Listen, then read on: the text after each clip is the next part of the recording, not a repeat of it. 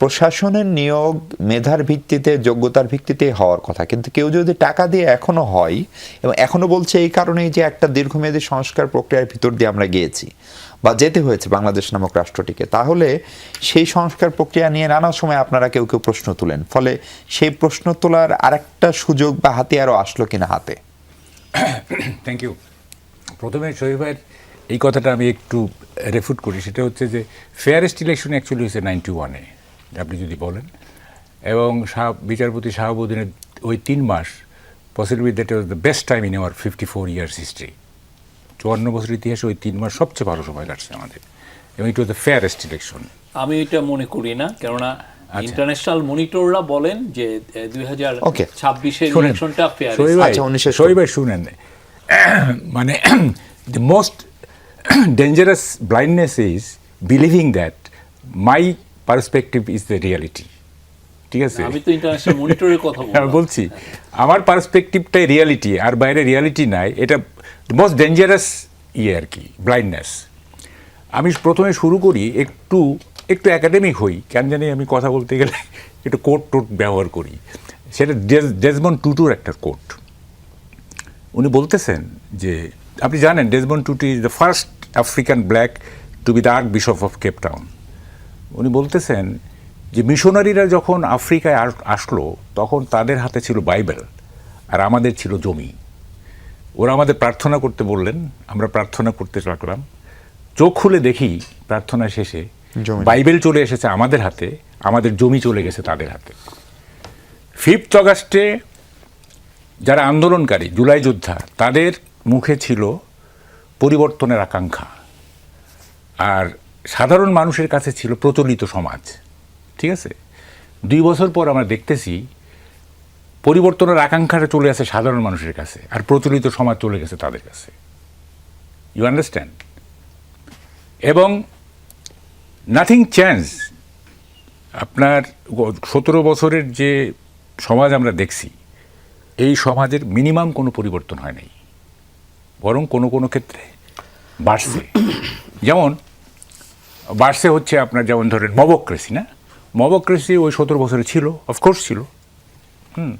কিন্তু এই ইউনূস সাহেবের 18 মাস যেভাবে মবক্রেসি চর্চা করা হয়েছে এবং রাষ্ট্রীয় কর্তৃপক্ষের পক্ষ থেকে এনকারেজ করা হয়েছে, সেই কারণে মবক্রেসিতে দেখেন এইটার কন্টিনিউশন চলছে। আপনি যে একটু টপিকে থাকেন, ধরেন ডিসি নিয়োগে আগেও টাকা লাগতো, এটা আমরা জানতাম বুঝতাম, কিন্তু 70 কোটি টাকা, মানে অনেক ডিসি এরকম হয় যে ডিসিকে 6 মাস পরে সরকার সরিয়ে দিতে পারে। না, এইটা যে মানে নিয়োগ বাণিজ্য, বদলি বাণিজ্য এবং ওটার কি বলে পদোন্নতি বাণিজ্য, হ্যাঁ, এইটা তো আমাদের মানে কি সব আমলের একটা সিনড্রোম। ঠিক আছে, এখন সোশ্যাল ডিনামিক্সটা এরকম হয়ে গেছে যে এই পর্যায়ে এসে আপনার এই পরিমাণটা বেড়ে যাচ্ছে। ঠিক আছে, আপনি সব কিছু কিন্তু বাড়তেছে। আপনি সোসাইটি যত আগের দিকে সামনের দিকে যাবে, সোশ্যাল ডিনামিক্স ততই জটিল হইতে থাকবে এবং ততই সব কিছু বাড়তে থাকবে। হ্যাঁ, আমরা গ্রাফ কিন্তু আপনি যদি ভাবেন যে না গ্রাফটা আমরা অন্য দিকে যাবে, হবে না, কিন্তু এই ডিনামিক্সের কারণে এটা হবে, এটা নিজস্ব শক্তিতেই হবে। এবং সব কিছুতে দেখেন মানে যেগুলো আগে ছিল যেরকম, তার চেয়ে এটার পরিমাণ বাড়ছে। হ্যাঁ, এবং এইটার জন্য আমি বলবো মূল্যস্ফীতির মতোই আর কি। হ্যাঁ, মূল্যস্ফীতির মতো। শহীদ ভাই কিছু মনে করেন না, এই 18 মাসের যে রুল না ডক্টর ইউনূসের, যেইটা টেক ওভার করছেন Tarique Zia, I feel pity for Tarique Rahman. যে রাষ্ট্র উনি দখল করছেন, মানে দখল তো না, উনি টেক ওভার করছেন বাই এন ইলেকশন, এইটা মানে একটা টক্সিক সমাজ দিয়ে গেছেন ইউনূস সাহেব। এবং মানে এমন একটা সমাজ যেখানে মানে কি বলবো, এটা একটা মানে এই কন্টিনিউশন চলতে থাকবে। আমি কিন্তু ইলেকশনের আগে বলতেছিলাম যে এটা যদি আমরা মনে করি যে একটা ইলেক্টেড গভর্নমেন্ট হলেই সব কিছু শেষ হয়ে যাবে, ব্যাপারটা কিন্তু এরকম না। কারণ সোসাইটির কিছু নেগেটিভ গুণগত পরিবর্তন হয়ে গেছে, এমন কত, যেমন কালচারাল ডিজেনারেশন, না কালচার, এই যে গালি ধরেন না, এটা তো ইউনূস সাহেবের আমরা তো শেখ হাসিনার আমলে কোনো গালি টালি দেখি নেই, সবই দেখছি কিন্তু গালি দেখি নেই।